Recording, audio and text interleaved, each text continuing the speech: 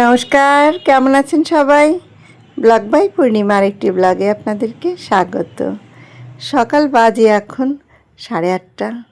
চলে এলাম ছাদ বাগানে। আজ দেখুন ওয়েদারটা বেশ ভালো, কদিন ধরে বৃষ্টি হচ্ছিল। ছাদ বাগানে এখন কি প্রচুর ডাঁটা হয়েছে, ডাঁটাগুলো অনেক বড় হয়ে গেছে। আজ দুদিন ধরে কলকাতায় প্রচুর বৃষ্টি হচ্ছে, বৃষ্টির কারণে দেখুন একটু বৃষ্টির জল পেয়ে ডাঁটাগুলো কত সুন্দর হয়ে উঠেছে। তো চলুন আজ ডাঁটা তুলি এখান থেকে। এই দেখুন কত ডাঁটা তুলি। আজ কিছু ডাঁটা পাশের বাড়ি বৌদিকে দেব, কিছু ডাঁটা এখন তুলে নিই। হ্যাঁ, এত ডাঁটা হয়েছে, এখন থেকে যদি না খেতে শুরু করি তা খেয়ে শেষ করতে পারবো না। তো চলুন কিছু তুলে নিই এখন। এই দেখুন কত বড় বড় ডাঁটা।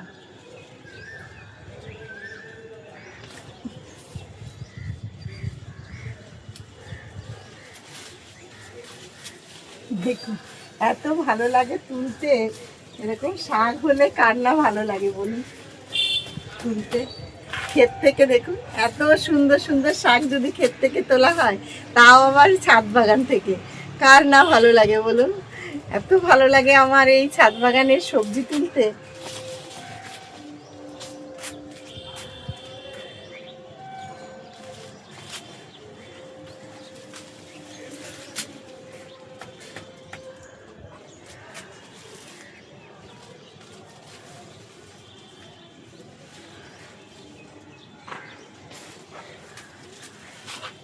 এই দেখুন কতগুলো তুললাম।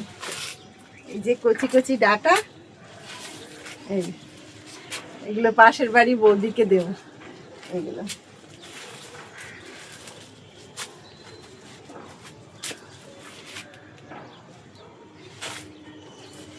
কি ভালো লাগে বলুন, এরকম সুন্দর ডাঁটা যদি হয়। আর নানান রকমের শাক হয়েছে, ঝিঙে হয়েছে, চাল কুমড়ো, ঝিঙে, বেগুন গাছ, করলা গাছ, উচ্ছে গাছ, তারপর আর চিচিঙ্গে গাছ, নানান রকমের গাছ লাগিয়েছি। ছোট ছাদ বাগান, তারই মধ্যে যেটুকু পারি লাগানোর চেষ্টা করি। আর শাক মানে এই ছাদ বাগানের প্রতি তো আমার ভীষণ মায়া।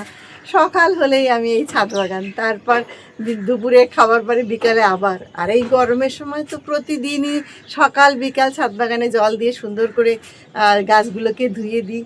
তো গাছের পরিচর্যা করতে আমার ভীষণ ভালো লাগে।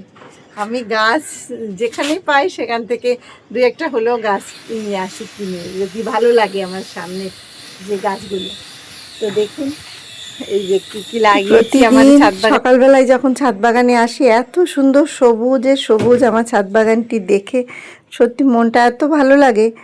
সকালটা আমার এত সুন্দর কেটে যায় এই ছাদ বাগানটা নিয়ে, বলার না সেটা।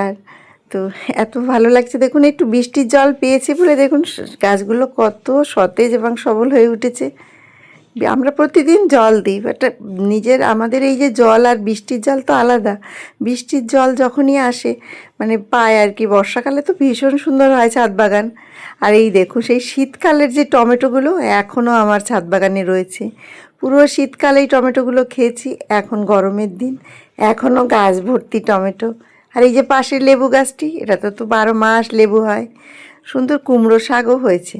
আর এই কুমড়ো শাকে, কুমড়ো আমরা অতটা খেতে ভালোবাসি না, তবে কুমড়ো শাক, কুমড়োর ফুল এটা হলে বেশ ভালো লাগে। তার জন্য চতুর্দিকে আমি কুমড়ো গাছ লাগিয়েছি।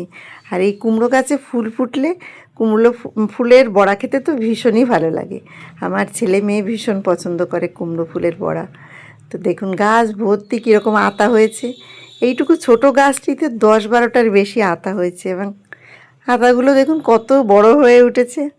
আমার এই আতা গাছটা দেখলে ভীষণ ভালো লাগে। আর ডালিম গাছটা, এই যে বেদানা গাছ বলেন আপনারা, ডালিম গাছ আমি বলি। তো যাই হোক, ডালিম গাছটাতেও বেশ কিছু ডালিম এসছে দেখতে পাচ্ছি। আর শশা গাছে, ছোটো ছোটো শশা গাছ হয়েছে। শশা গাছে ফুলে দেখুন একদম ভর্তি হয়ে গেছে। এখন শশারও মানে কড়াগুলো এখনও পড়েনি, এখনও দেখতে পাচ্ছি না, যদিও গাছটা এখন অনেকটাই ছোট, এখনও বড় হয়ে পারেনি। তো ছোট করে শশারও একটি মাচা করে দিয়েছি আমি এখানে ছাদ বাগানে। আর উপরের যে মাচাটা রয়েছে ওটা তো ছাদ বাগানে যেসব বড় গাছ সেগুলো উঠবে। এই দেখুন কুমড়োর ফুলও তুললাম। এই যে বরবটির ডাগাগুলো, এই যে এগুলো সব ঝুঁকে ঝুঁকে পড়ছে, এগুলো সব ঠিক করে দিই।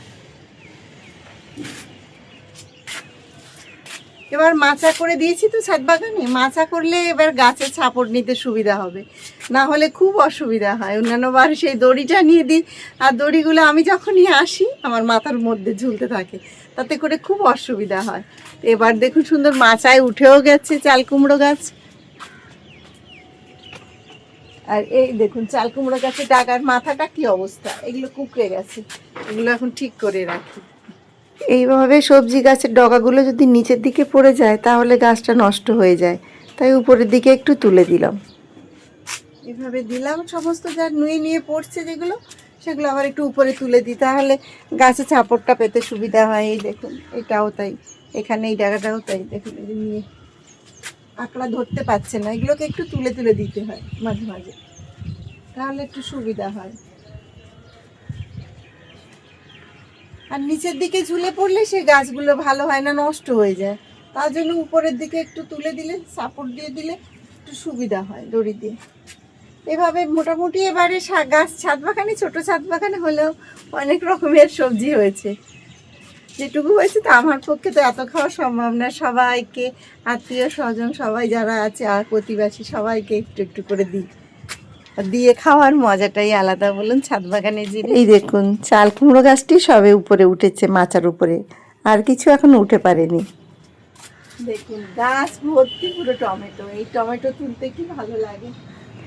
সেই শীতকাল থেকে এই গাছটি থেকে টমেটো তুলছি, এত টমেটো হচ্ছে, এখনও প্রচুর টমেটো ধরছে দেখুন গাছটায়।